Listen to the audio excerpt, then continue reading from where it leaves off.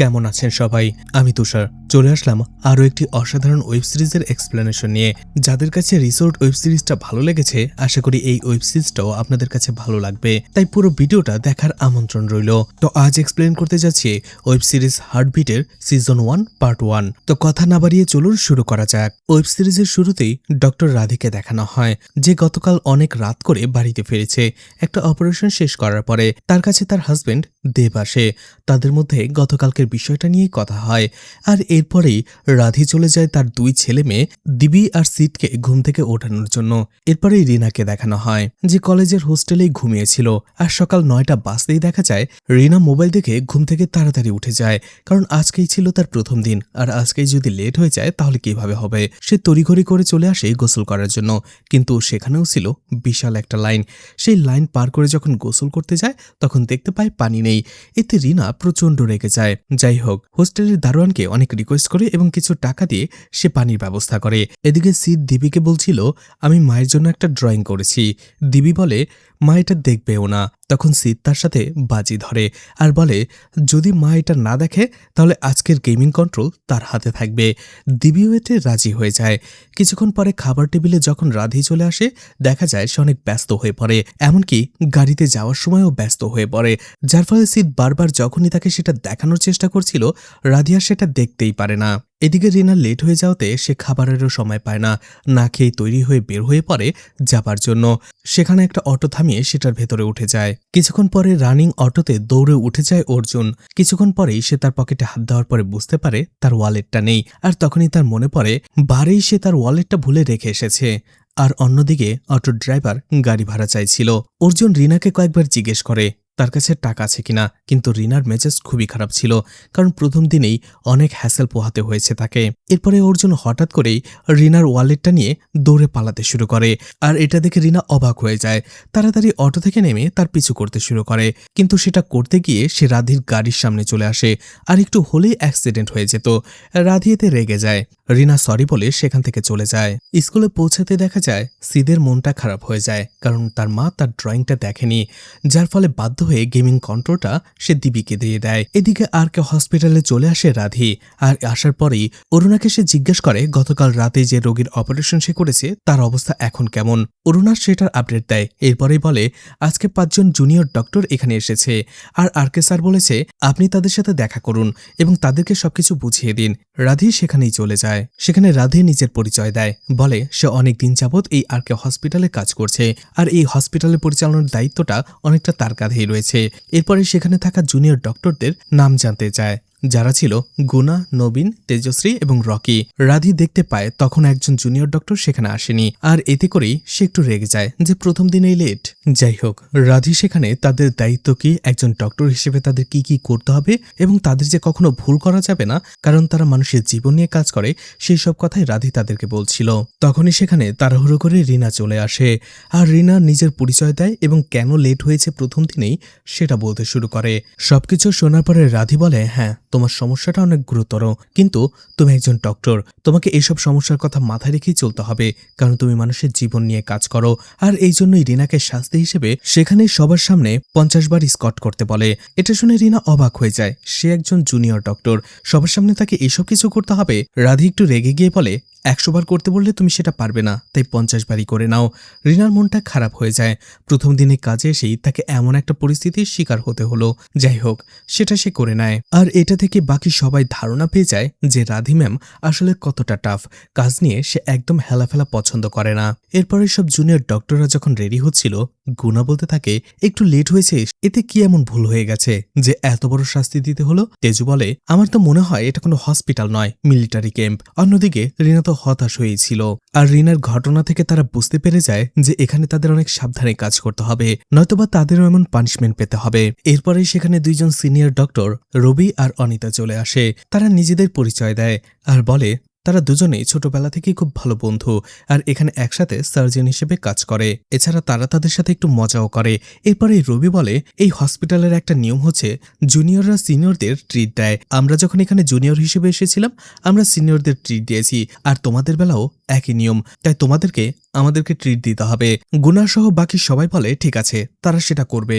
রবি বলে কোথায় কিভাবে ট্রিট দিতে হবে সেটা রবি আর অনিতা তাদের সময় মতো জানিয়ে দেবে সবাইকে। এরপরে অরুণা তাদের 5 জনকে নিয়ে হসপিটাল দেখাতে বের হয়। তখনই তারা মিস্টার আরকের ছবি দেখে, যেখানে তারা 5 জনই অরুণাকে মিস্টার আরকে নিয়ে বিভিন্ন প্রশ্ন করে, যে ছিল এই হসপিটালেরই মালিক। সবাই সেখান থেকে চলে যাওয়ার পরে তেজু রিনাকে বলে তার কাছে তো কত টাকা, হয়তো সে অনেক বেশি সুখী এবং আলিশান জীবনযাপন করে। রিনা বলে হবে হয়তো। এরপরেই মিস্টার আরকে দেখানো হয়, যে হাঁটতে পারত না, হুইল চেয়ারে বসেছিল, তার ফোন বাজছিল, এমনকি সেখানে যে সে ফোনটাও রিসিভ করতে পারছিল না।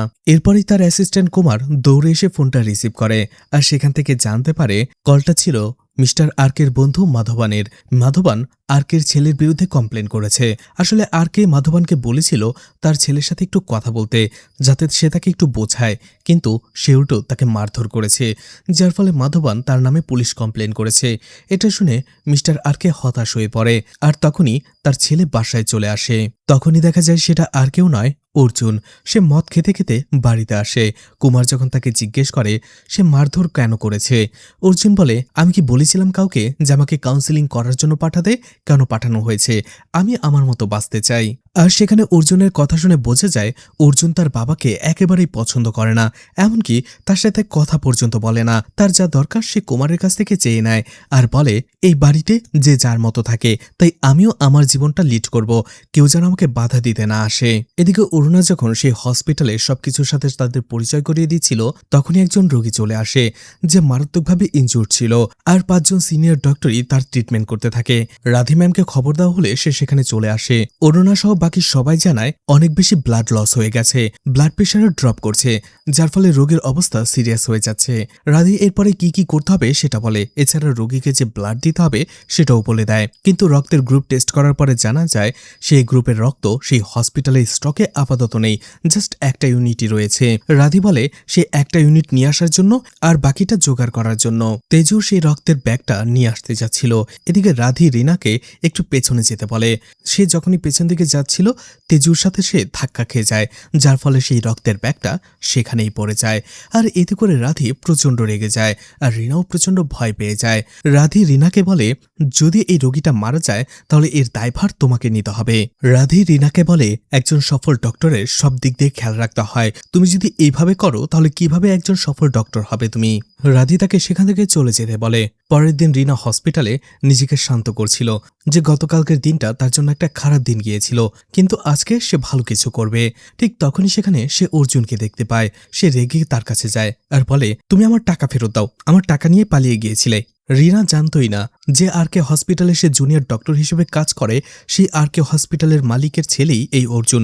আর অর্জুনও নিজের পরিচয় দেয় না, বরং তার টাকাটা ফেরত দেয়, বলে তার একটা এমার্জেন্সি ছিল যার জন্য তাকে এটা করতে বাধ্য হয়েছিল। রিনা তার পেছনের গাড়িটা দেখে বলে এটা কি তোমার গাড়ি? অর্জুন বলে হ্যাঁ।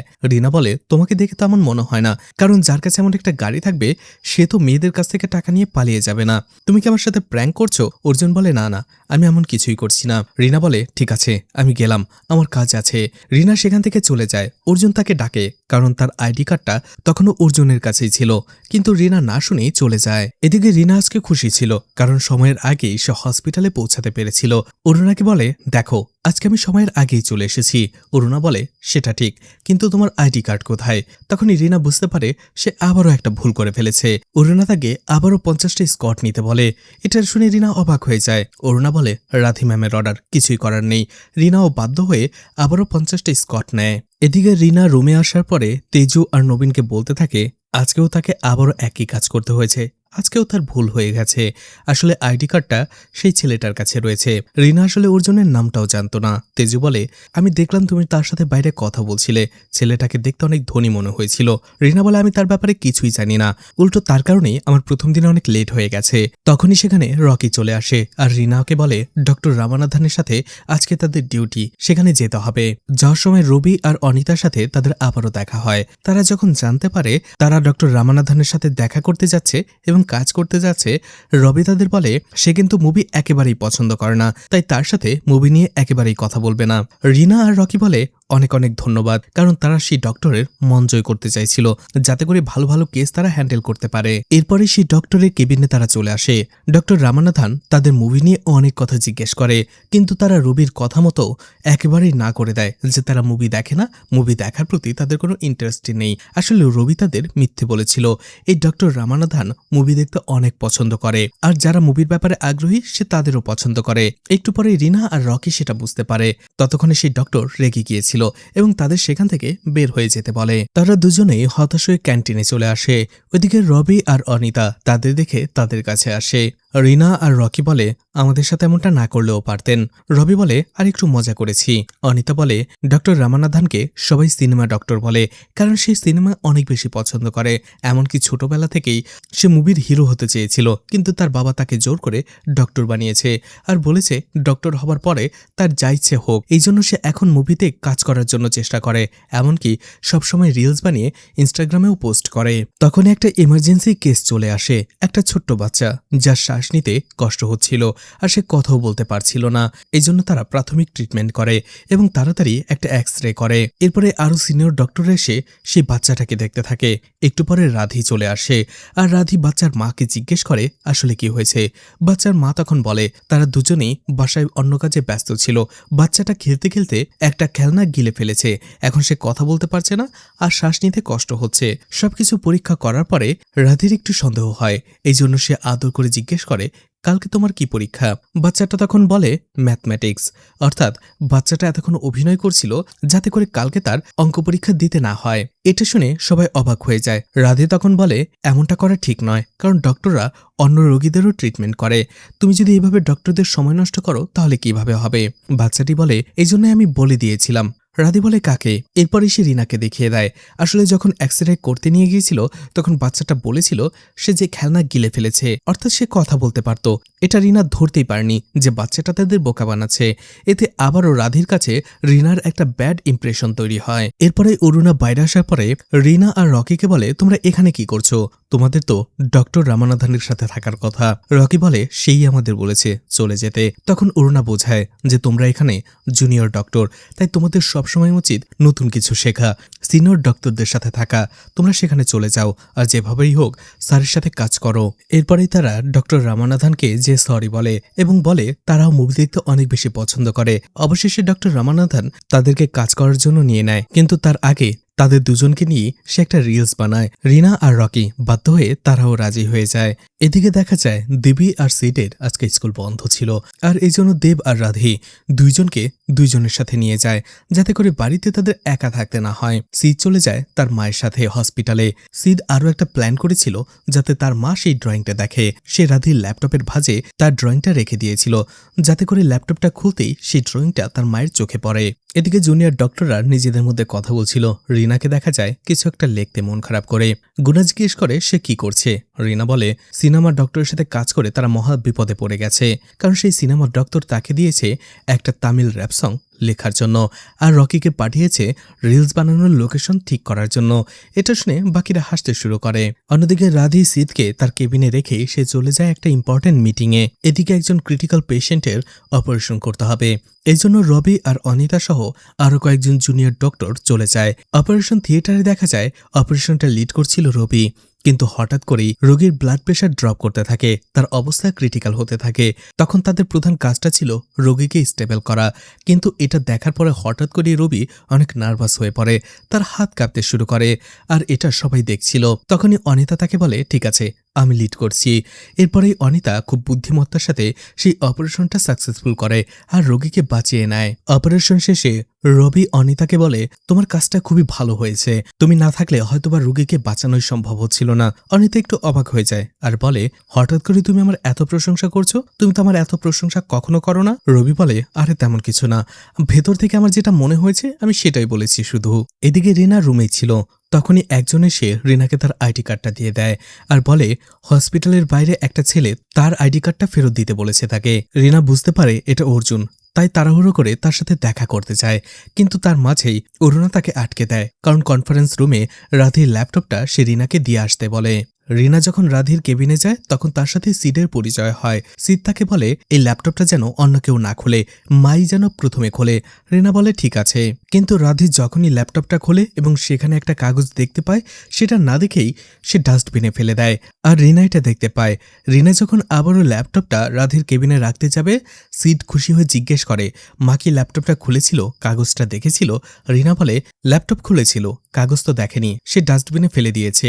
এতে সিদের মনটা খারাপ হয়ে যায়। রিনা বিষয়টা বুঝতে পারে। তখনই সেখানে দেব চলে আসে। দেব রিনার সাথে বাকি সবাইকে পরিচয় করিয়ে দেয়। এদিকে অনিতা বারবার রবির কথা ভাবছিল, কারণ রবি যেভাবে তার প্রশংসা করেছে সেটা তার অনেক ভালো লেগেছে। এদিকে রবি চলে আসে জুনিয়র ডক্টরদের রুমে আর বলে আজকেই সেই পার্টিটা হবে, যেহেতু আজকে তারা একটা অপারেশন সফলভাবে করেছে, তাই আজকেই সেই পার্টিটা দেয়া যায়। অন্যদিকে রিনা সেই কনফারেন্স রুমে আসে। ডাস্টবিন থেকে সেই কাগজটা তুলে নিয়ে সে দেখে, আর সিট কেন মন খারাপ করেছিল সেটাও বুঝতে পারে। রাতের বেলা বাসায় আসার পরে রাধি যখন তার ল্যাপটপটা খোলে, আবারও সেই কাগজটা দেখতে পায়, অর্থাৎ রিনা সেই কাগজটা আবারও ল্যাপটপের ভেতরেই রেখে দিয়েছিল। এবার রাধি সেই কাগজটা দেখে, আর সিডের ড্রয়িং দেখার পরে তার সব কথা মনে পড়ে, যে তার ছোট ছেলে সিদ তাকে কতবার এই ড্রয়িংটা দেখানোর জন্য চেষ্টা করেছে, আর এতে তার আফসোস হতে থাকে। এরপরেই সে সিডের কাছে যায়, দেখতে পায় সে ঘুমাচ্ছে। রাধি তাকে ঘুম থেকে জাগায় না, বরং তাকে জড়িয়ে ধরেই ঘুমিয়ে থাকে। সকালবেলাতে সিড যখন উঠে তার সেই ড্রয়িংটা দেখে এবং নিচে তার মায়ের লেখা মেসেজটা দেখে, সে অনেক খুশি হয়ে যায়। কিন্তু দৌড়ে তার মায়ের সাথে দেখা করতে আসার পরে দেখা যায় সে আগেই হসপিটালে চলে গেছে। সিডের মনটা আবারও একটু খারাপ হয়ে যায়। এদিকে হাসপাতালে তেজু রিনাকে সেই পার্টির ব্যাপারে বলছিল, কিন্তু রিনার মুড অফ ছিল, এজন্য সে বলছিল সে যাবে না, কিন্তু তেজু তাকে জোর করে আর অবশেষে রাজি করায়। তখনই অরুণা তাদেরকে বলে এমার্জেন্সি কয়েকটা কেস এসেছে, তাদেরকে যাওয়ার জন্য। তারা সবাই সেখানে চলে যায়, আর দেখা যায় আসলে কয়েকজন লোক বাইক অ্যাক্সিডেন্ট করে সেখানে এসে ভর্তি হয়েছে। জুনিয়র এবং সিনিয়র সব ডক্টররা তাদের ট্রিটমেন্ট করতে থাকে, কিন্তু দেখা যায় সেই ইয়াং ছেলেগুলো আহত অবস্থায়ও তেজু, অনিতা এবং রিনার সাথে ফ্লার্ট করছিল, আর এটা তারাও বুঝতে পারছিল। এরপরে রবি দেখা যায় তাদেরকে সেই পার্টির জায়গাটা এবং টাইমটা বলে দেয়। সেখানে সবাই চলে আসে, আর সবার শেষে আসে রিনা। তারা সেখানে প্রথমে একটু বোরিং হলেও পরে যখন তারা গল্প করতে থাকে, ড্রিঙ্কস করতে থাকে, তখন পার্টিটা তারা এনজয় করে। শুধুমাত্র রিনাই সেখানে ড্রিঙ্কস করেনি। এরপরে তারা অনেক এনজয় করার পরে আর মদ খাওয়ার পরে একটা সময় দেখা যায় মদ খেয়ে মাতাল হয়ে একটা সময় নবীন তেজুকে প্রপোজ করে বসে। তেজু মদ খেয়েছিল, কিন্তু ওই অবস্থাতেও তেজু তার প্রপোজাল অ্যাকসেপ্ট করে না, বরং রিজেক্ট করে দেয়। এরপরে তারা সেখানে ডান্স করে, গান করে, এনজয় করে, আর এরপরে নেশায় বুঁদ হয়ে পড়ে থাকে সবাই। এদিকে রিনা বের হয়ে পড়ে তার হোস্টেলে ফেরার জন্য। যখনই সে রাস্তায় দাঁড়িয়েছিল তখন আবারও তার সাথে দেখা হয় অর্জুনের। অর্জুন তাকে জিজ্ঞেস করে সে এত রাতে এখানে কি করছে, এখন তো সে ক্যাবও পাবে না, কোনো গাড়িও পাবে না, তাহলে যাবে কি করে? এছাড়া রিনা তাকে সেই দিন তার আইডি কার্ডটা ফেরত দেওয়ার জন্য ধন্যবাদও জানায়।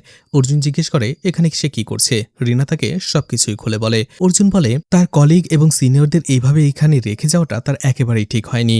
রিনাও বুঝতে পারে। এরপরে রিনা আর অর্জুন মিলে তাদের সবাইকে একটা ক্যাবে উঠিয়ে দেয়, আর ক্যাব ড্রাইভারকে বলে যার যার বাসায় নামিয়ে দেওয়ার জন্য। বাকি ছিল রিনা আর অর্জুন। অর্জুন তাকে বলে সে চাইলে তার গাড়িতে সে তাকে নামিয়ে দিতে পারে। রিনা বলে অর্জুনও মনে হয় একটু ড্রিঙ্কস করেছে, তাই সে তার সাথে যাবে না। অর্জুন বলে তাহলে তুমি ড্রাইভ করো। রিনা বলে সে ড্রাইভ করতে পারে না। এরপরেই তারা হেঁটে হেঁটে যেতে শুরু করে। এরপরে তারা কথা বলতে বলতে হোস্টেলের দিকে চলে আসে। মাঝে তারা অনেক কথা বলে। দুজনের একে অপরের সাথে কথা বলাটা, হাঁটাটা, খাবার খাওয়া ভালো লাগছিল। আর যাবার সময় রিনা অর্জুনকে জিজ্ঞেস করে তার নাম কি। অর্জুন তার নাম বলে। এরপরে তারা আরো কথা বলে আর ধন্যবাদ জানায় যে রিনা যে তাকে বিশ্বাস করেছে এর জন্য। তখন রিনা বলে সে যখন তার সাথে ছিল তার কাছে নিজেকে সেফ মনে হয়েছে, এই জন্যই সে এসেছে। পরের দিন সকালে রিনা যখন আবারও ঘুম থেকে ওঠে তাকে আবারও একই ঝামেলা পোহাতে হয়। এদিকে কুমার আরকে স্যারের রুমে বসেই তার জন্য অপেক্ষা করছিল। সে ওয়াশরুমে চলে গিয়েছিল, কিন্তু অনেকক্ষণ হয়ে যাওয়াতে যখন সে বাইরে আসে না, তখন কুমার ভেতরে চলে যায় আর দেখতে পায় আরকে স্যার সেখানে আসলে পড়ে গিয়েছিল, যার ফলে তাকে তাড়াতাড়ি হসপিটালে অ্যাডমিট করা হয়। এদিকে হাসপাতালে আসার পরে রিনার মন খারাপ দেখে রকি জিজ্ঞেস করে কি হয়েছে। এরপরে রিনা তার সাথে শেয়ার করে যে হোস্টেলে যেসব সমস্যা সে ফেস করছে আর সে চাইছে হোস্টেলটা ছেড়ে দেওয়ার জন্য। তখন রকি তাকে বলে এই হাসপাতালের কম্পাউন্ডার কিশোরের সাথে দেখা করতে। এই ধরনের বাড়ির খোঁজ খবর তার কাছে অনেক থাকে। রিনা তাকে একটা কম দামের বাড়ি খোঁজার জন্য বলে দিতে পারে। এতে রিনাও খুশি হয়ে যায়। এদিকে রাধি চলে আসে আরকে স্যারের সাথে দেখা করতে। সেখানে তাদের দুজনের মধ্যে অনেকদিন পরে দেখা হলো, এই জন্য অনেক কথা বলে, একে অপরের সম্পর্কে জানতে চায়। এরপরে রাধি বলে তার রিপোর্টগুলো সে দেখেছে, সবকিছুই নর্মাল। হয়তোবা তার ব্লাড প্রেশারটা লো হয়ে যাওয়ার পরে সে মাথা ঘুরে পড়ে গেছে আর ব্যথা পেয়েছে, এতটুকুই। এরপরে সেই সিনেমা ডক্টর অর্থাৎ ডক্টর রামানাথনের ব্যাপারেও তারা কথা বলে আর মজা করে একটু। এদিকে রিনাকে দেখা যায় সে কিশোরের খোঁজে ক্যান্টিনের দিকে যাচ্ছিল। তখনই সেখানে সে অর্জুনকে দেখতে পায়। রিনা তাকে জিজ্ঞেস করে সেখানে কি করছে। অর্জুন তার বাবার কথা না বলে সে কুমারকে দেখিয়ে দেয় আর বলে কুমার তার বন্ধু আর সে অসুস্থ, তাই তাকে চেক আপ করার জন্য এসেছে। আর রিনাও সেটা বিশ্বাস করে নেয়। এদিকে অর্জুন যেভাবে রিনার সাথে কথা বলছিল এই বিষয়টা কুমার খেয়াল করে। রিনা যাওয়ার পরে সে অর্জুনকে ব্যাপারে জিজ্ঞেস করে। অর্জুন হাসে আর বলে রিনার সাথে তার কথা বলতে ভালো লাগে। কুমার ওই বিষয়টা বুঝে যায়। এরপরে কুমার যখন আরকে স্যারের কাছে কেবিনে আসে তখন অর্জুন আর রিনার ব্যাপারটা বলে আর বলে রিনা মেয়েটা এই হসপিটালেরই একজন ডক্টর। এদিকে রিনা ক্যান্টিনে চলে আসে কিশোরের সাথে দেখা করতে এবং তাকে রিকোয়েস্ট করে 7,000 টাকা বাজেটের মধ্যে হসপিটালের কাছাকাছি একটা ছোটখাটো ফ্ল্যাট তাকে যেন পাইয়ে দেয়। কিশোর বলে এই বাজেটে হসপিটালের আশেপাশে কিছুই সে পাবে না। রিনা তাকে অনেক রিকোয়েস্ট করে কারণ বাজেট এর থেকে বাড়ানো তার পক্ষে আর সম্ভব নয়। এরপরে রামানাথন রিনা আর রকিকে নিয়ে চলে আসে আরকে স্যারকে দেখার জন্য। সেখানে রিনা তার রিপোর্টগুলো দেখে। এরপরে রামানাথন যখন রিনা আর রকির সাথে পরিচয় করিয়ে দেয় আরকে স্যারকে, রিনার নামটা শুনতেই আরকে স্যার বুঝে যায় এই মেয়েটাকেই অর্জুনের ভালো লাগে। এই জন্য সে রিনাকে কাছে ডাকে এবং তার হাত ধরে আর বলে আমার মনে হচ্ছিল যে তোমাকে আগেও কোথাও দেখেছি। কিন্তু রিনা একটু কনফিউশন পড়ে যায় কারণ এইবারই সে তাকে প্রথম দেখল। এরপরেই দেখা যায় রিনা চলে আসে রাধি ম্যামের কাছে আর আরকে স্যারের বিষয়টা বলে। যে রিপোর্টটা দেখেছে তার মধ্যে একটা বিষয় মিসিং রয়েছে, সেটা হচ্ছে আরকে স্যারের হাত পা কাঁপছিল। আর এই লক্ষণটা দেখে তার মনে হচ্ছে যে আরকে স্যারের একটা সিটি স্ক্যান করা দরকার, কারণ তার মনে হচ্ছে আরকে স্যারের অন্য কোনো প্রবলেমও রয়েছে। কিন্তু রাধি বলে সে তাকে চেক আপ করেছে, পুরো রিপোর্ট দেখেছে, সে যে ডায়াগনোসিসটা করেছে সেটাই ঠিক আর তার 15 বছরের অভিজ্ঞতা রয়েছে। রিনা যেন তার ভুল ধরার চেষ্টা না করে। রাধি একটু রেগে গিয়েছিল। রিনা এটা বুঝতে পেরে মন খারাপ করে সেখান থেকে চলে আসে। এদিকে দেখা যায় ক্যান্টিনে যখন অর্জুন ছিল তখন সেখানে রবি আর অনিতা চলে আসে আর আমরা জানতে পারি তারা তিনজনই আসলে বন্ধু। সেখানে তারা গল্প করে। এরপরেই অর্জুন জিজ্ঞেস করে তারা সেই দিন পার্টিতে মদ খেয়ে অচেতন অবস্থায় পড়েছিল। রিনা আর অর্জুন মিলেই তাদের ক্যাব বুক করে বাসায় পাঠিয়ে দিয়েছে। এটা শুনে রবি আর অনিতা একটু অবাকই হয়ে যায়। অর্জুন যে সেখানে ছিল তারা জানতেই পারেনি। এরপরে আরকে দেখা যায় তার আগের কিছু কথা মনে করছিল। ঘটনা ফ্ল্যাশব্যাকে চলে যায়। আরকে তখন অনেক বেশি ব্যস্ত থাকতো। অনেক রাতে সে বাড়ি ফিরে। তখন ছোট্ট অর্জুন ঘুমিয়ে পড়েছে। অর্জুনের মা বলে অর্জুন তোমার জন্য অপেক্ষা করতে করতে ঘুমিয়ে পড়েছে, তুমি বলেছিলে ইন্ডিয়া আর অস্ট্রেলিয়া ম্যাচ দেখার জন্য তুমি ওকে নিয়ে যাবে। তখন আরকে বলে তুমি তো জানো আমি হসপিটালে কতটা ব্যস্ত থাকি, কিভাবে আসব। আসলে এভাবে ধীরে ধীরে অর্জুন এবং তার বাবার মধ্যে একটা দূরত্ব তৈরি হয়েছিল। কিন্তু তারপরও অর্জুন কেন তার বাবার সাথে পুরোপুরি কথা বলা বন্ধ করে দিয়েছিল সেই বিষয়টা আমরা পরে জানতে পারবো। এদিকে তেজু ক্যান্টিনে বসে নবীনের সাথে কথা বলছিল আর তাদের কথা থেকে বোঝা যায় তেজু সবসময় চাইতো তার জীবনে অনেক বেশি টাকা পয়সা থাকবে, সে অনেক বেশি ধনী হবে। কিন্তু নবীন ছিল এর বিপরীত, সে শুধু একজন ভালো ডক্টর হতে চাইতো। ঠিক তখনই তেজু সেখানে অর্জুনকে দেখতে পায়। অর্জুন যে সেই দিন পার্টির রাতে তাদের ক্যাবে তুলে দিয়েছিল এটা তেজুর মনে আছে, এই জন্য সে তাকে হাই বলে। কিন্তু অর্জুন পুরোপুরি ইগনোর করে চলে যায়। এরপরে নবীন সেখান থেকে যখন চলে যায় তখন তেজু তার আশেপাশে ঘোরাফেরা করার চেষ্টা করে, তার অ্যাটেনশন পাওয়ার চেষ্টা করে। কিন্তু অর্জুন দেখা যায় তার দিকে ফিরেও তাকায় না। এদিকে রিনা আরকে স্যারের রিপোর্টটা নিয়ে যে তার ডাউট ছিল সেটা সে ক্লিয়ার করতে থাকে, ভালোভাবে ভাবতে থাকে। সেখানে তেজু এসে জিজ্ঞেস করে কি হয়েছে। রিনা তাকে সবকিছু খুলে বলে যে সে সন্দেহ করছে আরকে স্যারের অন্য কোনো প্রবলেম রয়েছে। কিন্তু রাধি ম্যাডাম এটা মানতেই চাইছে না। হয়তোবা তার ইগোর কারণে। তেজু বলতে থাকে ইগো তো নাও হতে পারে, হয়তোবা তার অনেক এক্সপিরিয়েন্স রয়েছে যেটা তোমার নেই। কিন্তু রিনা এটা মানতে কোনোভাবেই নারাজ। একটু পরেই তেজু রিনাকে অর্জুনের ব্যাপারে বলে যে সে ক্যান্টিনে বসে রয়েছে। রিনা তখনই অন্য একটা অজুহাত দিয়ে সেখান থেকে বের হয়ে আসে আর ক্যান্টিনে এসে অর্জুনের সাথে দেখা করে, জিজ্ঞেস করে সে এখন এখানে কি করছে। অর্জুন আবারও একটা অজুহাত দেয়। রিনাকে তখন টেন্স দেখাচ্ছিল। অর্জুন কারণ জিজ্ঞেস করে। এরপরে রিনা আরকে স্যারের রিপোর্ট নিয়ে তার ভেতরে যে সন্দেহটা রয়েছে সেটার কথা অর্জুনকে খুলে বলে। কিন্তু রিনা তো আর জানতো না যে অর্জুনের বাবাই হচ্ছে সেই আরকে স্যার। এর একটু পরেই আরকে স্যার রাধিকে ডেকে পাঠায়।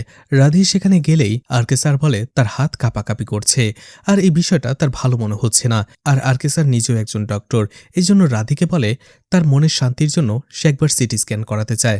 যদিও রাধি বলে যে সে পুরো রিপোর্টটা দেখেছে, তার অন্য কোনো সমস্যা নেই, কিন্তু আরকে স্যার তারপরও তাকে জোর করে। অবশেষে রাধি রাজি হয়ে যায়। রাধি দেখা যায় সেই সিটি স্ক্যান রিপোর্টের জন্য অনেক আগ্রহ নিয়ে বসেছিল। রিপোর্টগুলো আসতেই ভালো করে দেখে আর এরপরেই জুনিয়র ডক্টরদের রুমে চলে যায়, কারণ রাধি বুঝতে পেরেছিল এই কথাগুলো রিনাই হয়তোবা আরকে স্যারকে সরাসরি বলেছে। এই জন্য সে তাকে অনেক অপমান করে আর বলে, আমার উপর দিয়ে যাওয়ার চেষ্টা করো না, আমার 15 বছরের অভিজ্ঞতা, আমার ডায়াগনোস কখনো ভুল হয় না। তুমি যদি এরকম বাড়াবাড়ি আর কখনো করো তাহলে তোমাকে এখান থেকে আমি ফায়ার করব। রিনার চোখ বেয়ে পানি পড়তে শুরু করে, সে একটা কথাও বলে না। রাতে যাওয়ার সময় দেখা যায় অর্জুন তার জন্য অপেক্ষা করছিল। তাকে দেখার পরেই বলে, আজকে কি আমি তোমাকে ড্রপ করে দিয়ে আসতে পারি? রিনার মেজাজ প্রচন্ড খারাপ ছিল। রিনা তখন অর্জুনকে বলে, আমি তোমাকে বিশ্বাস করে আরকে স্যারের কথা বলেছিলাম, তুমি এই কথাটা তার কানে কেন পৌঁছে দিয়েছ? তোমার জন্য আজকে সবার সামনে আমাকে অপমানিত হতে হয়েছে। এভাবে তাকে অপমান করে রিনা সেখান থেকে চলে যায়। পরের দিন যখন রিনা হসপিটালে চলে আসে, দেখা যায় অর্জুন তার জন্য অপেক্ষা করছিল, কিন্তু রিনা তাকে আবারও অ্যাভয়েড করে চলে যায়। এদিকে জুনিয়র ডক্টরদের রুমে গতকালকে রিনার ব্যাপারটা নিয়ে কথা বলছিল, কিন্তু সেখানে তেজু পুরোপুরি রিনার দোষ দেয় আর বলে ও এমন বাড়াবাড়ি না করলেও পারত, ওর সাথে যা হয়েছে সেটা ভালোই হয়েছে। ঠিক তখনই সেখানে রিনা চলে আসে আর সে পেছন থেকে তেজুর এসব কথা শুনেও ফেলে। এতে তেজু একটু লজ্জায় পড়ে যায়। তারা সবাই সেখান থেকে অজুহাত দিয়ে চলে যায়। রিনা সেখানে বসে কাঁদতে শুরু করে আর তখনই সেখানে রকি চলে আসে। রকি তখন তাকে সরি বলে আর এরপরে বলে, আসলে রিনা রকির সাথেও আরকে স্যারের সেই ইনফরমেশনটা শেয়ার করেছিল আর রকি আরকে স্যারকে সরাসরি যে সেই কথাটা বলেছে। আসলে রকি হিরো সাজতে চেয়েছিল, সে ভেবেছিল যদি রিনার ডাউটটা ঠিক হয়ে যায় তাহলে পুরো প্রশংসার দাবিদার রকি হয়ে যাবে, তার একটা প্রমোশন হওয়ার ভালো সুযোগ হবে। কিন্তু ঘটনা ঘটে যায় উল্টো। রাধি ম্যাডাম উল্টো রিনাকেই ভুল বোঝে। রকি বলে, আমি রাধি ম্যাডামকে এখনই যে সবকিছু বলে দিচ্ছি। রিনা বলে, যা হওয়ার হয়ে গেছে, কিন্তু পরবর্তী সময় থেকে এমনটা করো না। ভালো ডক্টর হওয়ার জন্য এমন সুযোগের অপেক্ষায় থাকতে হয় না, তুমি কঠোর পরিশ্রম করলে একদিন ফল ঠিকই পাবে। রকি আবারও তাকে সরি বলে। এদিকে রিনাও তার ভুল বুঝতে পারে, সে যে অর্জুনকে ভুল বুঝেছে রিনা সেটা বুঝতে পারে। এদিকে দেখা যায় রবি আর অনিতা একটা পেশেন্ট দেখার সময় সেখানে গুনাকে সাথে নিয়ে যায়। সেখানে অনিতা সেই পেশেন্টের ব্যাপারে বলছিল আর গুনা খুব মনোযোগ দিয়ে শুনছিল। আর গুনাকে দেখে মনে হচ্ছিল সে মনে মনে হয়তোবা অনিতাকে পছন্দ করে। যদিও অনিতা তার সিনিয়র, অনিতাও সেটা একটু একটু বুঝতে পারে, এই জন্য সে তাকে অ্যাভয়েড করে চলার চেষ্টা করে।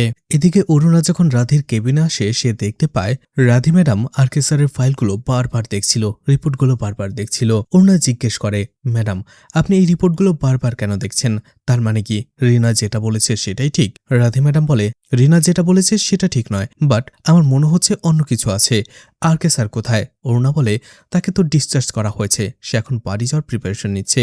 রাধি তখনই সেখানে আরকে স্যারের রুমে চলে আসে আর আরকে স্যারকে বলে, আমি সিটি স্ক্যান রিপোর্টগুলো ভালো করে দেখেছি, সেখানে আপনার শরীরে কিছু অ্যাবনর্মাল গ্রোথ এবং ইরেগুলার ব্লাড ফ্লো দেখেছি।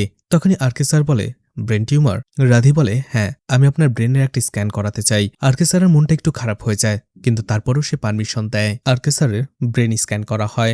এরপরে রিপোর্ট দেখার পরে রাধি আবারও আরকে স্যারের কেবিনে চলে আসে আর বলে, স্যার এটা ব্রেন টিউমার আর অলমোস্ট 4th স্টেজে রয়েছে। এটা শুনে পুরোপুরি মন খারাপ হয়ে যায় আরকে স্যারের। জিজ্ঞেস করে, তার হাতে আর কত সময় আছে?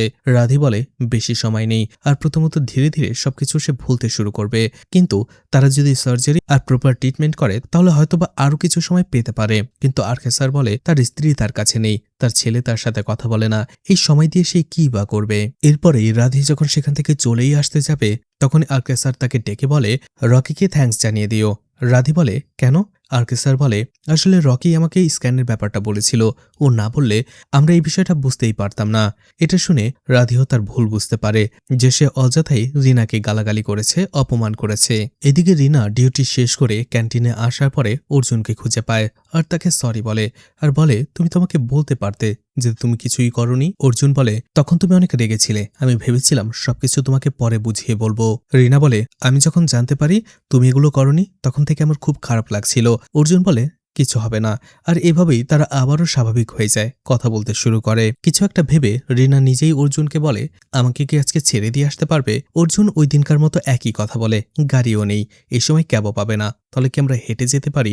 আসলে অর্জুন তার সাথে একটু বেশি সময় কাটাতে চাইছিল, এটা রিনাও বুঝতে পারে। তারা দুজনে হাঁটতে হাঁটতে যেতে শুরু করে। এদিকে রাধি বাসায় আসার সময় সে একই কথা ভাবতে থাকে যে সে অকারণেই রিনাকে এতটা অপমান করেছে। এদিকে পরের দিন দেখা যায় রাধি ম্যাডাম সবাইকে নিয়ে একটা মিটিং বসায়। একজন ক্রিটিক্যাল পেশেন্টের কিভাবে তারা ডায়াগনোস করবে নাকি সার্জারি করবে সেই বিষয় নিয়ে আলোচনা করার জন্য। ঠিক তখনই রাধি ম্যাডাম দেখতে পারে সেখানে রিনা নেই। সে রিনার কথা জিজ্ঞেস করে। তখনই ডক্টর রামানাথন বলে ও চলেই আসবে, হয়তোবা পার্কিং লটেই আছে। তখনই রকি একটু বাইরে বের হয়ে রিনাকে কল করে আর জিজ্ঞেস করে সে কোথায়। রিনা আসলে যাচ্ছিল, কিশোর তাকে একটা বাড়ি দেখাতে চেয়েছিল সেখানে, কিন্তু রকি তাকে পুরো সিচুয়েশনটা বুঝিয়ে বলে যে রাধি ম্যাডাম তাকে খুঁজে বেড়াচ্ছে। রিনা তখন অবাক হয়ে যায়, বলে ডক্টর রামানাথনের কাছ থেকে আমি তো ছুটি নিয়ে এসেছিলাম, তাহলে উনি কিভাবে আমাকে ফাঁসিয়ে দিল? ম্যাডাম আবারও আমাকে ভুল বুঝবে। যার ফলে রিনা বাধ্য হয়ে সেখানে যাওয়া বাদ দিয়ে আবারও হসপিটালের দিকে আসতে শুরু করে। এরপরই দেখা যায় তারা সেই মিটিংটা শুরু করে। সেখানে রবি আর অনিতা তার মতামত দেয় এবং দুজনেই একমত হয় যে ওপেন হার্ট সার্জারিটা করাটাই বেটার হবে। আর এতে রাধিও রাজি হয়ে যায়। তারা অপারেশন থিয়েটারে চলে যায় আর সেখানে অপারেশনটা শুরু করে দেয়। এদিকে দেখা যায় অপারেশন থিয়েটারের বাইরে অরুণা দাঁড়িয়েছিল, সেখানেই চলে আসে রিনা। একটু পরেই রাধি অরুণাকে ভেতরে ডেকে নেয়। অরুণা যাবার সময় রাধির মোবাইলটা রিনার কাছে দিয়ে দেয় আর বলে এটা নিয়ে এখানে দাঁড়িয়ে থাকার জন্য।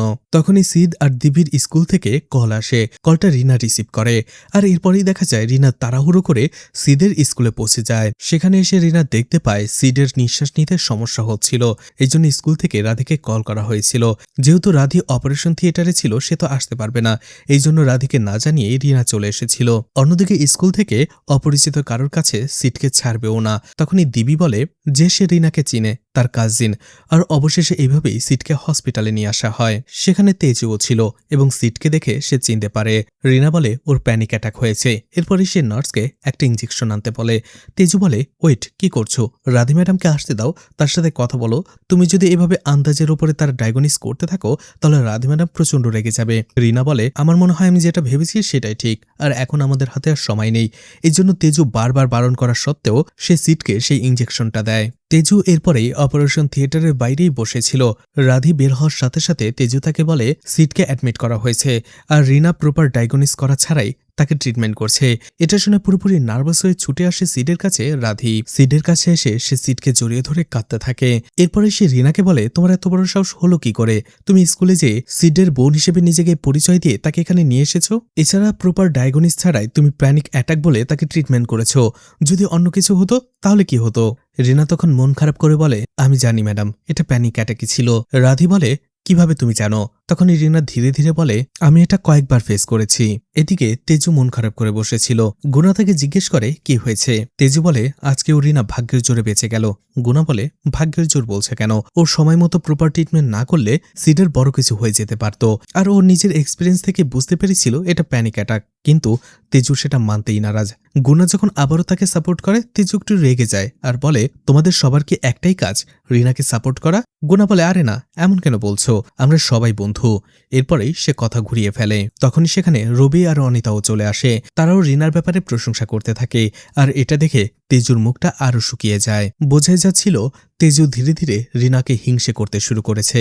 এদিকে রকিও দেখা যায় রিনার কাছে এসে একই কথা বলতে থাকে। একই টপিক নিয়ে কথা বলছিল তারা। তখনই রকি রাধির ব্যাপারে বলে যে রাধি ম্যাম অনেক প্যানিক হয়ে গিয়েছিল তার ছেলের এই কথা শুনে। তখন কেন জানি রিনা একটু রেগে যায়। রকি বলে রেগে যাচ্ছ কেন?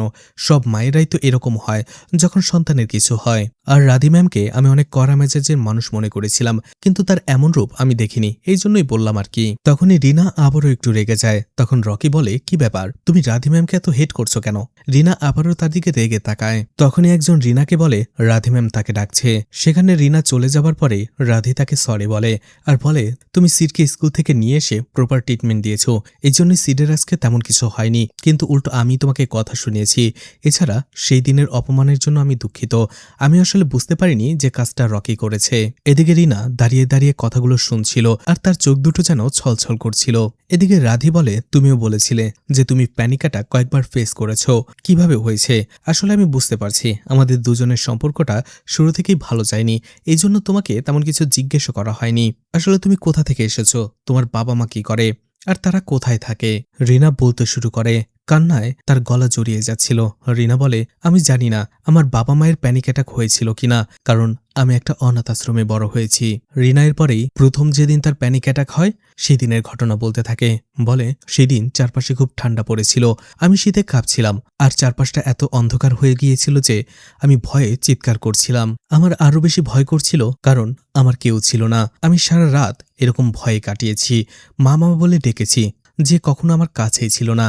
আর এভাবেই একটা সময় আমি নাকি জ্ঞান হারিয়ে ফেলেছিলাম। যখন আমি চোখ খুলি তখন আমি ডক্টরের কাছে ছিলাম। তখন ডক্টর বলেছিল আমার নাকি প্যানিক অ্যাটাক হয়েছিল। আমি জানতাম না প্যানিক অ্যাটাকটা কি। এরপরে থেকে এমন আমার সাথে আরো বেশ কয়েকবার হয়েছে। এরপরে আমি ধীরে ধীরে বুঝতে পারি যে প্যানিক অ্যাটাকটা আসলে কি। রাধের শুনে খুব খারাপ লাগে। সে বলে, আমি সরি যে তোমার বাবা মা নেই। আমি তাদের কথা জিজ্ঞেস করলাম। ঝট করে রিনা বলে, আমার মা আছে, কিন্তু সে কখনোই আমার জন্য ছিল না। রাধি তখন কৌতূহলে জিজ্ঞেস করে, তাহলে কোথায় তোমার মা, সে এখন কি করে, আর কেন তোমার পাশে নেই? রিনা তখন উল্টো তাকে প্রশ্ন করে যে আপনি তো একজন ডক্টর, আপনি জানতেন প্যানিক অ্যাটাক হয়েছে সিডের, তেমন কিছুই হবে না, তারপর আপনি প্যানিক হয়ে গিয়েছিলেন, কান্না করছিলেন। আচ্ছা, আপনার যদি অন্য কোনো সন্তানের এমন হয় তাহলে আপনি কি একই কাজ করতেন? রাধি তখন বলে, হ্যাঁ, দিবি অর্থাৎ দিব্যারও যদি এমন হতো তাহলে আমি অবশ্যই একইভাবে রিয়্যাক্ট করতাম। রিনা বলে, আমি দিব্যার কথা বলছি না। রাধি বলে, তাহলে কার কথা বলছো? আমি বুঝতে পারছি না। রিনা বলে, আপনার সন্তানের কিছু হয়ে গেলে আপনি প্যানিক হয়ে যান, এটা আপনার একটা অভিনয়, এই অভিনয়টা আপনি করবেন না। রাধি বলে, অভিনয়? রিনা তখন বলে, হ্যাঁ, আপনি সবাইকে বোকা বানাতে পারলেও আমাকে পারবেন না। কথাগুলো শুনে রাধি একেবারেই চুপ হয়ে যায়। সে কিছুই বলতে পারছিল না। রিনা বলে, আপনি জিজ্ঞেস করছিলেন না আমার মা কি করে? সে একজন ডক্টর। কথাটা শুনে রাধির মনে আরো বেশি কৌতূহল হয়ে যায়। সে যেন কোনো একটা অজানা ভয়ে জড়সড় হয়ে গিয়েছিল। রিনা এরপরেই ধীরে ধীরে বলে সে এই হসপিটালেই কাজ করে, আর তার নাম রাধি। কথাগুলো শুনে যেন রাধি নিজের কান এবং চোখকে বিশ্বাসই করতে পারছিল না। রিনার দিকে সে শুধু ফ্যালফ্যাল করে তাকিয়ে থাকে, আর অজানা একটা ভয় তাকে গ্রাস করে নেয়। তখনই ছোট্ট এক ফ্ল্যাশব্যাকে দেখানো হয় রাধি রিনা যখন একেবারে ছোট ছিল তখনই তাকে অনাথ আশ্রমে দিয়ে এসেছিল। রিনা বলতে থাকে, আমার মা আছে, কিন্তু সে কখনোই আমার জন্য ছিল না। এরপরে সে রাধিকে বলে, বাচ্চার কিছু হয়ে গেলে প্যানিক হওয়ার নাটকটা করবেন না, সেগুলো আমার দেখতে ভালো লাগে না। রাধি সবকিছু শোনার পরে পুরোপুরি শকড হয়ে গিয়েছিল। সে শুধু তাকিয়েছিল রিনার দিকে। এরপরেই রাধি রিনাকে কিছু বলার চেষ্টা করে, কিন্তু রিনা তাকে থামিয়ে দিয়ে সেখান থেকে চলে আসে। রাধি সেখানে কান্নায় ভেঙে পড়ে। বাসায় আসার পরে সে শুধু রিনার কথাই ভাবতে থাকে যে কোনো এক রাতে রিনাকে সেই অনাথ আশ্রমে সে রেখে এসেছিল। কেন সে রিনাকে অনাথ আশ্রমে রেখে এসেছিল, রাধির জীবনে কি ঘটেছিল, সেগুলো আমরা ধীরে ধীরে জানতে পারবো। রাধি সেখানে সিড আর দিব্যাকে জড়িয়ে ধরে ঘুমিয়ে পড়ে। অন্যদিকে রিনা তার হোস্টেলে একাই ঘুমিয়েছিল। পরদিন সকালবেলাতেই রাধি যখন হসপিটালে আসে সে সবার আগে এসে রিনার খোঁজ করে। তেজু বলে, রিনা এখনো হসপিটালে আসেনি। রাধি বলে, যখন আসবে আমাকে জানাবে। এদিকে কেবিনের বাইরে থেকে অর্জুন তার বাবাকে দেখছিল। সে তার বাবাকে দেখতে এসেছিল। এদিকে কিশোরের সাথে রিনা তার নতুন বাসা দেখার জন্য আসে। সেই বাসাটা তার অনেক বেশি ভালো লাগে। সেই বাড়িতে বৃদ্ধ দম্পতি ছিল, আর তাদের কাছে রিনার একটাই চাওয়া যে ছোটখাটো ট্রিটমেন্টটা যেন রিনা করে দেয়। কিশোর বলে সে সেটা পারবে, ও খুবই ভালো ডক্টর আর খুবই ভালো মেয়ে। এছাড়া তারা শর্ত দেয় রিনা বাইরের কোনো বন্ধুবান্ধব নিয়ে এখানে আসতে পারবে না, আর ড্রিঙ্কসও করতে পারবে না। রিনা বলে তার তেমন কোনো বন্ধুবান্ধবও নেই, এছাড়া সে ড্রিঙ্কসও করে না। এতে খুশি হয়ে যায় আর বাসাটা তাকে ভাড়া দিয়ে দেয়। এদিকে দেখা যায় রাধি ম্যামের কেবিনে চলে আসে অর্জুন। সেখানে তখন তেজু আর নবীনও ছিল। অর্জুন রাধি ম্যামকে বলে, আমি আপনার সাথে কথা বলতে চাই। তেজু তার দিকে তাকিয়েছিল। সে ভাবছিল অর্জুন হয়তো তার সাথে কথা বলবে, কিন্তু অর্জুন তার দিকে ফিরেও তাকায় না।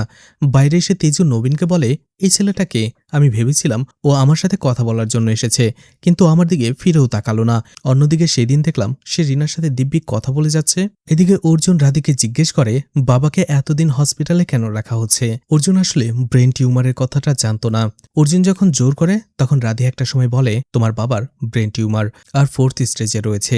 বেশি দিন সময় নেই। আমি জানি তোমার আর তোমার বাবার মধ্যে কি হয়েছে, তুমি কেন তোমার বাবা থেকে দূরে থাকো, কিন্তু আমার মনে হয় যাবার সময় অন্তত তোমার বাবার এখন যে অবস্থা, তোমার সাপোর্টটা তার সবথেকে বেশি জরুরি। আমি আশা করব তুমি সবকিছু ভুলে তাকে সাপোর্ট করবে, তার সাথে কথা বলবে। অর্জুন চুপ করে থাকে আর এরপরেই সেখান থেকে চলে যায়। এদিকে দেখা যায় রিনা যখন ফিরে আসে তখন রাধি তার জন্য অপেক্ষা করছিল আর বলে, তোমার সাথে আমি কথা বলতে চাই। এরপরই দুজনেই ছাদে চলে আসে। রাধি বলতে থাকে, দেখো আমি যেটা করেছি ভুল করেছি, সেটা আমি স্বীকার করছি, কিন্তু আমার করার আর কিছুই ছিল না। তখন আমার বয়স মাত্র 14 বছর ছিল, কিন্তু আমি কিন্তু তোমাকে ফেলে দেইনি, একটা নিরাপদ জায়গায় রেখে এসেছিলাম। আর এখন আমি তোমাকে মেয়ে বলে সবার সামনে স্বীকারও করতে পারবো না, কারণ আমার আলাদা একটা সংসার রয়েছে, সেখানে আমার 2টো বাচ্চা রয়েছে, আর আমার জীবনটা এখন সম্পূর্ণ আলাদা। আমি আশা করব তুমি আমার এই জীবনের মধ্যে কোনো অশান্তির সৃষ্টি করবে না।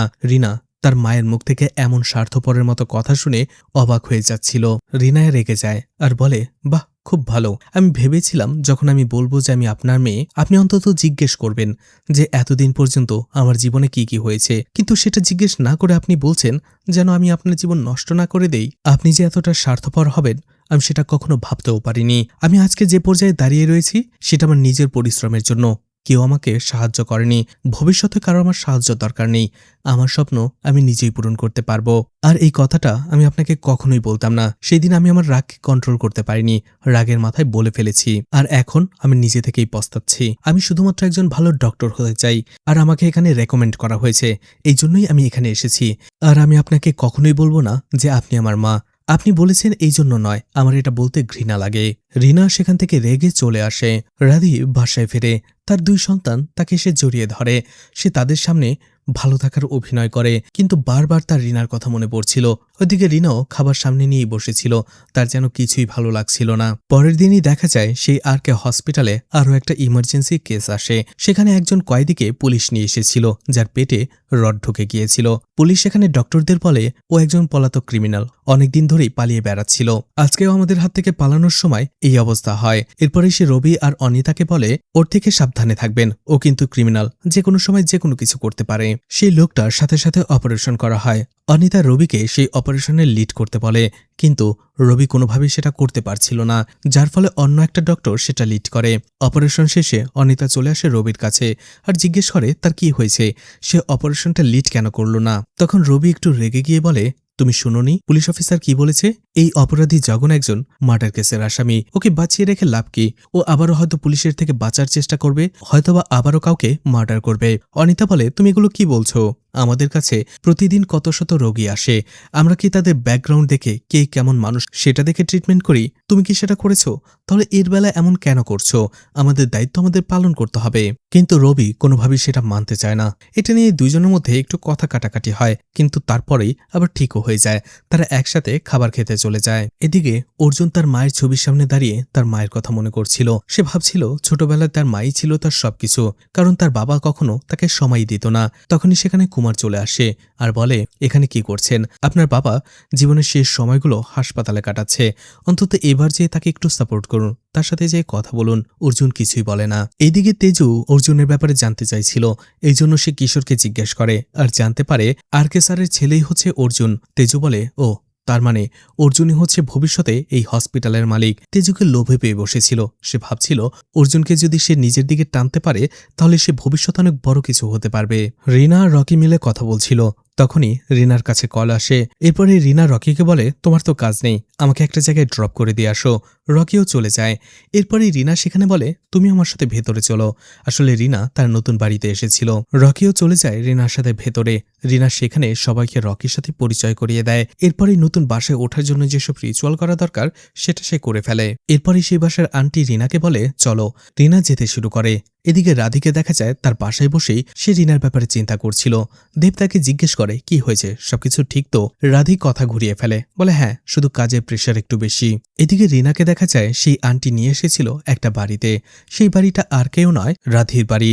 আর এটা দেখে রাধি আর রিনা দুজনেই অবাক হয়ে যায়। রিনা আসলে কখনো বুঝতেই পারেনি সে যে নতুন বাড়িতে উঠেছে তার পাশেই তার মা রাধিরও বাসা। সেখান থেকে ফিরে আসে। অন্যদিকে দেখা যায় কিশোর এটা জানত, কিন্তু সারপ্রাইজ হিসেবে রিনাকে বলেনি যে তার বাসার পাশেই রাধি ম্যামের বাসা। এজন্য রিনা রেগে গিয়ে তাকে একটু মারধর করে। পরের দিন সকালবেলাতে নতুন বাড়িতে ওঠার পরেই রিনা দেখতে পায় এখন আর আগের মতো একটা নির্দিষ্ট সময়ে কারেন্ট চলে যায় না। গোসল করতে গেলে পানিও শেষ হয়ে যায় না। এজন্য সে অনেক খুশি ছিল। তখনই আন্টি চলে আসে এবং তাকে একটু কাজ করে দিতে বলে। এদিকে রিনার লেট হয়ে যাচ্ছিল, তারপরও সে সেটা করে দেয়। এরপরে দেখা যায় হসপিটালে যাবার আগে তারা দুজনেই তাকে বারবার এক একটা কাজে আটকে দিচ্ছিল। রিনা ধীরে ধীরে অতিষ্ঠ হয়ে পড়ে। এদিকে অর্জুন আবারও তার বাবার কেবিনের সামনে আসে। এরপরেই ছোট্ট একটা ফ্ল্যাশব্যাক দেখানো হয় যেদিন অর্জুনের মা মারা গিয়েছিল। সেখানে সবাই শোকাহত ছিল।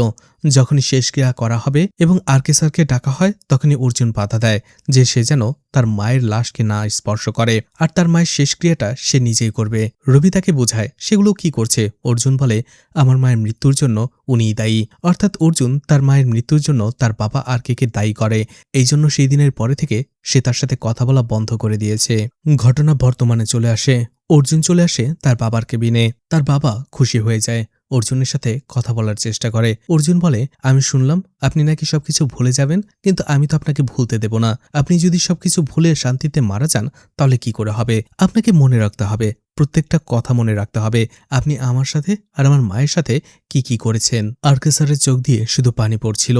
সে কিছু বলার চেষ্টা করে, কিন্তু অর্জুন তাকে থামিয়ে দিয়ে সেখান থেকে চলে যায়। এদিকে পরের দিন হসপিটালে আসার পরেই অরুণা রিনার কাছে আসে আর বলে তাকে রাধি ম্যাম ডাকছে। কিন্তু রিনা ভয় পেয়ে গিয়েছিল। রিনা আসলে গতকালকের ঘটনা নিয়েই ভয় পাচ্ছিল, এই জন্য সে তার মুখোমুখি হতে চাইছিল না।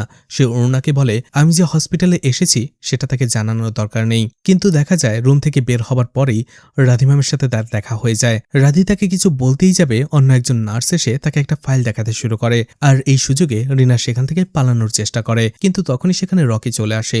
আসলে রিনা যখন গতকালকে শুধুমাত্র রকিকেই তার বাড়িতে নিয়ে গিয়েছিল তখন কিশোর বলেছিল নিশ্চয়ই তোমাদের মধ্যে কিছু একটা চলছে, নাহলে হাসপাতালে তো আরো জুনিয়র ডক্টররা ছিল। রিনা আর কাউকে না নিয়ে এসে তোমাকেই কেন নিয়ে আসলো? আর এই কথাটা ভেবেই রকি ভাবছিল যে রিনা রকিকে পছন্দ করে। এই জন্য রকি নিজেই সেখানে এসে তার মনের কথা বলার চেষ্টা করে। অন্যদিকে রিনা তো শুধু পালানোর সুযোগ খুঁজছিল। রকি একটু ভয়ে উল্টো দিকে ঘুরে যখন রিনাকে নিজের মনের কথা বলছিল, রিনা ওই দিক দিয়ে পালিয়ে চলে যায়। এদিকে রাধি বারবার রিনাকে খোঁজার চেষ্টা করছিল। এদিকে তেজু নবীনকে বলছিল তোমার ক্রাশের নাম কি? আসলে সেদিন পার্টি ছাড়াও নবীন আরও একজনের কাছে তেজুর ব্যাপারে বলছিল, যদিও সে তার নাম সরাসরি বলেনি, কিন্তু তেজু বুঝতে পেরেছিল, কারণ তেজু সেই কথাগুলো আড়াল থেকে শুনতে পেয়েছিল। তেজু তখন নবীনকে সরাসরি বলে দেখো আমরা বন্ধু, আর আমাদের মাঝে বন্ধুত্বই থাকবে, এ থেকে বেশি কিছু নয়। আর তোমার আর আমার চিন্তাধারা একেবারে আলাদা। তুমি যেখানে শুধুমাত্র একজন ভালো ডক্টর হতে চাও, সেখানে আমি এমন কিছু চাই যেখানে আমার জীবনকে নিয়ে আর কোনো চিন্তা করতে হবে না। তাই আমাদের মধ্যে কিছু হওয়াটা পসিবল না। নবীন আসলে তেজুকে ভালোবাসত। নবীন বুঝতে পারে, এরপরে সে তেজুকে আর কিছুই বলে না। এদিকে সেই দিনের কাজ শেষ করে রিনা যখন বাড়ি ফিরছিল, আবারও সে ক্যান্টিনে অর্জুনকে দেখতে পায় যে সেখানে বসেই মদ খাচ্ছিল। রিনা অর্জুনের কাছে আসে আর বলে তুমি এখনো কি করছো? তোমার বন্ধু কুমারকে এখনো ছাড়েনি, আর তুমি মদ খাচ্ছ কেন? কি নিয়ে চিন্তা করছো?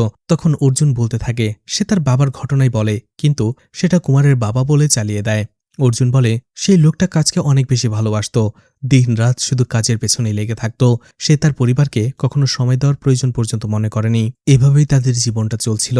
একদিন সেই কুমারের মা উঁচুতে কিছু রাখতে যাচ্ছিল, কিন্তু হঠাৎ করেই সে পা পিছলে পড়ে যায়। মাথার পেছন দিকে অনেক বেশি আঘাত পায়, রক্ত বের হতে শুরু করে। ওই সময়টাতে কুমারের মা শুধু কুমারের বাবার নাম্বারটাই মনে ছিল। সে তাকে কল করে, বারবার কল করে, কিন্তু লোকটা ফোনটাই রিসিভ করছিল না। কুমারের মা সেই চোটটা আর নিতে পারেনি। একটা সময় সে মারা যায়, আর এই জন্য তার মায়ের মৃত্যুর জন্য সে তার বাবাকে দায়ী করে এবং তার সাথে কথা বলা একেবারে বন্ধ করে দিয়েছে। অর্জুন রিনাকে বলে সে এখন ব্রেন টিউমারে ভুগছে। আমাকে বলো তো এই ব্রেন টিউমারটা তার জন্য একটা আশীর্বাদ নাকি অভিশাপ? সে সবকিছু ভুলে যাবে, এটা তার জন্য আশীর্বাদ, আর মৃত্যুর কোলে সে ঢলে পড়বে, এটা তার জন্য অভিশাপ। রিনা অর্জুনকে থামিয়ে দিয়ে একই কথা বলে যে মৃত্যুর শেষ সময় অন্তত তার বন্ধুর উচিত তার বাবাকে খুশি রাখা, অন্তত তার সাথে কথা বলা, কারণ লোকটা তো কয়েকদিন পরে মারাই যাবে। সেই দিনে অর্জুনের মনটা অনেক বেশি খারাপ ছিল, এজন্য সে আর তাকে ছেড়ে দিতে চায় না, বরং রিনা একাই চলে যায়। এদিকে দেখা যায় সে ক্রিমিনাল জগনকে যখন একজন নার্স ট্রিটমেন্ট করছিল তখন সে নার্সের চোখের আড়ালে সেখান থেকে ধারালো কিছু একটা লুকিয়ে রাখে। এদিকে দেখা যায় রাধি কোনোভাবেই রিনার বিষয়গুলো ভুলতে পারছিল না, এজন্য সে সবসময় আপসেট থাকে। যদিও দেব এটা বুঝতে পারে, সে তাকে জিজ্ঞেস করে, কিন্তু রাধি কথাগুলো এড়িয়ে যায়। এদিকে পরের দিন রবি চলে এসেছিল সেই ক্রিমিনাল পেশেন্ট জগনকে দেখার জন্য। ঠিক তখনই জগন সুযোগ বুঝে রবিকে জিম্মি করে নেয় সেই ধারালো জিনিসটা দিয়ে, আর এতে রবি অনেক বেশি ভয় পেয়ে যায়। সেই একই ওয়ার্ডে রিনা, তেজু, নবীন সবাই ছিল। একটু পরে সেখানে পুলিশও চলে আসে। পুলিশ জগনকে বারবার বলছিল রবিকে ছেড়ে দেওয়ার জন্য, এখান থেকে সে কোনোভাবেই যেতে পারবে না। এদিকে রবি তাকে বারবার বোঝানোর চেষ্টা করে, কিন্তু জগন কোনোভাবেই কথা বলছিল না। দেখা যায় দেখতে দেখতে সেখানে কিশোর, অরুণা, গুনা আর রকি সবাই চলে আসে। এমনকি সেই সিনেমা ডক্টরও। সে তো প্রচণ্ড ভয় পেয়ে যায়, আর পুলিশকে বলে, সিনেমার মতো আপনারা ওকে গুলি করে উড়িয়ে কেন দিচ্ছেন না, আপনারা রবিকে সেভ করুন। কিন্তু পুলিশ বলে এটা সিনেমা নয়। এদিকে নবীন তেজুকে বলে, তোমার তো মাথায় অনেক বুদ্ধি থাকে, একটা কিছু বুদ্ধি বের করে দাও যাতে করে আমরা রবিকে বাঁচাতে পারি। তখন তেজু উল্টো বলে, রবিকে বাঁচালে আমি কি পাবো? এটা শুনে নবীন বলে, ছি, এই সময় মানুষ এসব কিছু ভাবে। তখন সেখানে রাধিও চলে আসে। এমন একটা সিচুয়েশন দেখে সেও ভয় পেয়ে যায়। এদিকে রিনা বুঝতে পারে কোনোভাবেই এই জগন রবিকে ছাড়বে না, এই জন্য সে চারপাশে দেখে। নবীনের কাছে একটা কলম দেখতে পায়। সে ইশারা করে নবীনকে সেই কলমটা তাকে দিতে বলে, আর এইদিকে সে কিশোরকে ইশারা করে বলে সেখানকার একটা স্ট্যান্ড ফেলে দেওয়ার জন্য। কিশোর ভয় পাচ্ছিল, কিন্তু একটা সময় সে করেই বসে, যার ফলে জগনের মনোযোগটা সেই দিকে চলে আসে। আর রিনার সাথে সাথে নবীনের কাছ থেকে সেই কলমটা নিয়ে জগনের পিঠে আঘাত করে, আর এতে জগন চিৎকার করে রবিকে ছেড়ে দেয় আর ঘুরে রিনাকে আঘাত করে, আর সেই আঘাতটা লাগে রিনার হাতে। আর এটা দেখে সবথেকে বেশি ভয় পেয়ে যায় রাধি। সে রিনার নাম ধরে চিৎকার করে ওঠে। এদিকে রিনা আহত হলেও তার মায়ের এমন রিয়াকশন দেখার পরে সে একটু অবাকই হয়। এদিকে রাধি পরক্ষণেই নিজেকে সামলে নেয় আর বুঝতে পারে এর থেকে বেশি রিয়াক্ট করলে মানুষ সন্দেহ করবে। আর এখানেই এপিসোড 12 শেষ হয়ে যায়। এই ওয়েব সিরিজের পরবর্তী পর্বগুলোতে আরও অনেক প্রশ্নের উত্তর পাওয়া যাবে। অর্জুন আর রিনার সম্পর্কের পরিণতিটা আসলে কি? অন্যদিকে রাধির জীবনে আসলে কি ঘটেছিল? কেনই বা মাত্র 14 বছর বয়সে সে মা হয়ে গিয়েছিল, আর রিনাকে সে অনাথ আশ্রমে রেখে এসেছিল? এছাড়া তেজু তার উচ্চবিলাসী জীবনের জন্য কি বা করবে? এছাড়া অর্জুন আর তার বাবার সম্পর্কে কি কোনোভাবে ঠিক হবে? এছাড়া সামনের পর্বগুলোতে আরও অনেক অনেক টুইস্ট থাকবে। তাই এই ওয়েব সিরিজের পরবর্তী পর্বগুলো দেখতে চাইলে অবশ্যই কমেন্ট করে জানাবেন। এছাড়া এই ওয়েব সিরিজ যদি আপনাদের ভালো লাগে, তাহলে আমি রেগুলার এই ওয়েব সিরিজের পর্বগুলো একের পর এক আপলোড করতে থাকবো। এছাড়া রিসোর্টের পার্ট 9 শনিবারে আসবে। এছাড়া এই ওয়েব সিরিজটা আপনাদের কাছে কেমন লেগেছে সেটা অবশ্যই কমেন্ট করে জানাবেন। আর ভালো লাগলে অবশ্যই লাইক, কমেন্ট, শেয়ার করে পাশে থাকবেন। আর মুভিটা ভালো লাগলে লাইক, কমেন্ট, শেয়ার করে পাশে থাকতে পারেন। তো আজকের মতো বিদায় নিচ্ছি। আবারও দেখা হবে নতুন কোনো মুভি বা ওয়েব সিরিজ নিয়ে। ততক্ষণ পর্যন্ত ভালো আর সুস্থ থাকবেন সবাই। আজকের মতো বিদায় নিচ্ছি। আল্লাহ হাফেজ।